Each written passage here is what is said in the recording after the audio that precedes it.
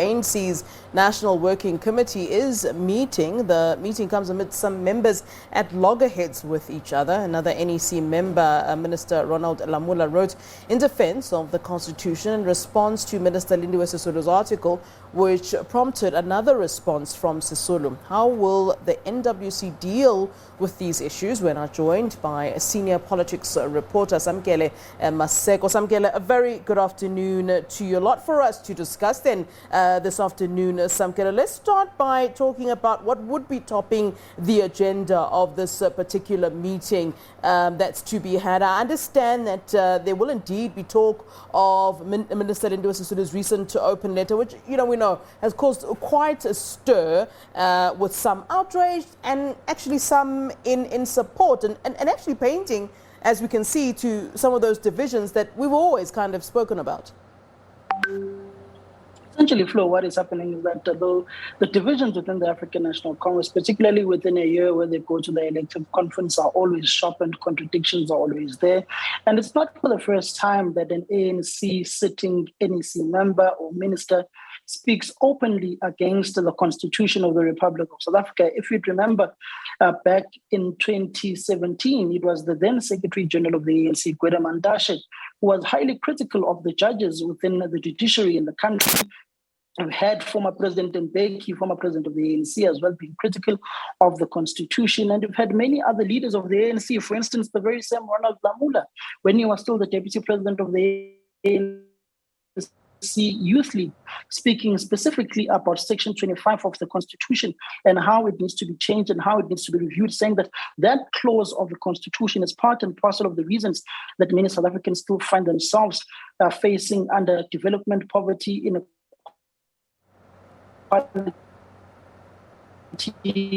and unemployment. Specifics of led by ANC leaders, and this National Working Committee of the ANC comes at a time where the Constitution of the Republic of South Africa, the judiciary, has been tested over the past 2 years. We've had former President Jacob Zuma, the former president of the country and of the ANC, taking the very same Constitution of the country to its limits and essentially testing it to the core with his various applications to the Constitutional Court over the rescission application that was done by Advocate Dali Mpofu and his other numerous ways of trying to make sure that he averts going to jail, which in a way, as many people may criticize it, it also strengthens our democracy, as we can see the limits of the Constitution of the Republic of South Africa, as much as it is also seen as an attack on the Constitution of the country, but it also strengthens the Constitution, strengthens democracy, as we do know the limits and the strengths and the weaknesses of the Constitution. So Lindiwe Sisulu coming out with her open letter essentially throws the divisions and the spanner in the works within the African National Congress, specifically looking at it in a political aspect that Cyril Ramaphosa, the president of the ANC, was the head of negotiations. He was in charge of the drafting and the chairperson of the drafting of the Constitution, which was adopted in Sharpeville, where he was alongside former President Nelson Mandela, last president of the apartheid regime and former deputy president, that would be F.W. de Klerk, and former deputy president then Thabo Mbeki. So he may feel as if the attack on the Constitution is also an attack on him, as he was part and parcel of those who led in the CODESA negotiations and who led in the drafting of the South African Constitution and the limits that the Constitution perceives itself. For instance, there's a huge view in the country by those whom are impoverished that if you've got money and resources in this country, you essentially do not go to jail. But if you are part and parcel of those whom are political elites, you are in business, you've got access to resources, you don't easily go to jail because you can afford those expensive legal fees of senior counsels. Well, no one is disputing whether or not, if the minister lied in this open letter. I mean, some are taking the stance to defend the Constitution, but nobody has actually said this is where you lied in terms of the Constitution. So one wonders how this politically would you see this, and I'm asking you this not as an analyst, obviously, but as a political reporter, you've seen some of these kinds of things playing out in politics where there are, clear divisions within the ANC as we see it again. How would this likely then play out? Because, we're hearing some quarters saying that the President Cyril Ramaphosa must discipline Minister Lindiwe Sisulu for that open letter. But on what basis would he then be disciplining, and what form would that discipline be? I mean, this would be interesting to see what would happen, because she doesn't look like she wants to apologize for it. Some have said she has to retract or apologize, but in the recent response to Minister Lamola's response, it doesn't seem that she's changing her mind on that initial stance at all. So even if she were to apologize, I suppose it would be not a very genuine apology if we were to in fact to receive one. So I mean, when you look at this, and as you've been covering politics for so long, how do you see this all kind of playing out? This is essentially battle lines being drawn. It's divisions within the ANC. It's got nothing to do with the South African Constitution anymore. It's about those whom are trying to position themselves as the voice of reason for the poor, the downtrodden, whom feel marginalized and whom feel they're not being represented by the Constitution. And there are those within the ANC who feel as if the Constitution needs to be protected at all costs. The Constitution is under threat, as it seemingly looks like there are two ANCs in one. So it's a factional battle that has got nothing to do with the ordinary person in Alexandra, in Kuletu, in Applesbotch, in Mdantsane, in Mkanduli, in deep rural Vembe, or deep rural Limpopo, Mpumalanga, Bushbuckridge. It's got nothing to do with the ordinary rank and file within the country. These are battles of political elites whom are fighting amongst themselves in order to stay in the top echelons of power within the governing party and within the state and have access to state resources. For instance, Cyril Ramaphosa was there in 1991. He was a member of parliament. Lindiwe Sisulu was there as a member of parliament. Then why have they not changed the lives of ordinary South Africans? Either as business people, either as ministers. Lindiwe Sisulu has been a deputy minister and a minister in successive governments. Cyril Ramaphosa has been the SG of the ANC. He's been in business. He's come back into politics. He's been a deputy president. All of them have, in a way, dismally failed to change the lives of ordinary South Africans, as well as the political system in the country, as when you look at what is happening in the various councils in the metros that are collapsing, politicians and councillors fighting amongst themselves and no longer deliberating the issues of the downtrodden, of the people of Alexandra who are living in total squalor. So it is in essence a proxy political battle of political elites using the Constitution to fight their own battles, using the downtroddenness and the poverty, the triple challenges, the poverty, inequality, and underdevelopment that is facing South Africans. So the battle lines have been drawn, the horse has long bolted, battle lines have been drawn. Lamola is linked to the president, Sisulu is challenging the president. There's nothing that can be done there. Yeah, and just before I let you go, just as I came into the building now, we've been discussing something, but I think that it's important that you weigh in on it for us. I don't know if it's gossip at this time, but there is this matter of a leaked recording, and I'm not sure at this stage, and I guess you're the right person to ask, I'm not sure at this stage of, if it's a small matter or a big one, and what exactly is going on with this particular leaked recording. But, it suggests that allegedly, and we're going to use this word allegedly, that taxpayers' money were used for some of the campaigning. What is going on with this leaked audio? Tell us what's up. Essentially, this comes after the revelation of the online publication by two young, brilliant men whom are doing wonders in their own right. That is Thabo Makwankwa and Mudibu of the Inside Factor. They leaked that recording of ANC President Cyril Ramaphosa saying that during 2017, state resources were used to fund certain campaigns. You've heard the revelations that have come out of the State Capital Commission of Inquiry, where those whom were in the State Security Agency have alleged that various successive ministers have used stashes and bags of money, either to deliver them to former President Zuma, to pay for ANC conferences. So ANC President Cyril Ramaphosa, in essence, says that all campaigns must be used up, and that he knows and has information that state security or government monies, public funds, were used in the run-up to the ANC's Watershed 2017 and as reconferenced by a certain campaign, and it's prompted Mervyn Dix, who's an ANC member of parliament from Pietermaritzburg, to also approach Scopa, led by Mkhuleko Hlengwa, to say that the president of the ANC and of the country must be brought forth to explain the monies that and explain the information that he has of where this monies came from, and that it's his public duty to do so. Question is, where has Mervyn Dix been in the past 10 years of the alleged 10 years of state capture? And in the words of Tito Mboweni, 9 wasted years. We wonder where he was to perform that oversight, as well as the others whom are now claiming to be holy cows and to be fighting state capture, where they were during all those years. So it's all factional battles within the governing party, and the grassroots suffers at the end of the day when two elephants fight. All right. Thanks very much, Samkele, for that. We'll certainly be getting more from you on the NWC that is meeting. Thanks for weighing in on the current issue there. Samkele Maseko, a politics senior reporter there. And, of course, we'll give you more update as and when we receive it on that ANC NWC meeting that's currently taking place. We're going to talk more, in fact, on this. And we now bring in a political analyst, Professor Barry Hanyane, into this conversation. A very good afternoon to you, Prof. Always a pleasure to see you here on SABC News, sir.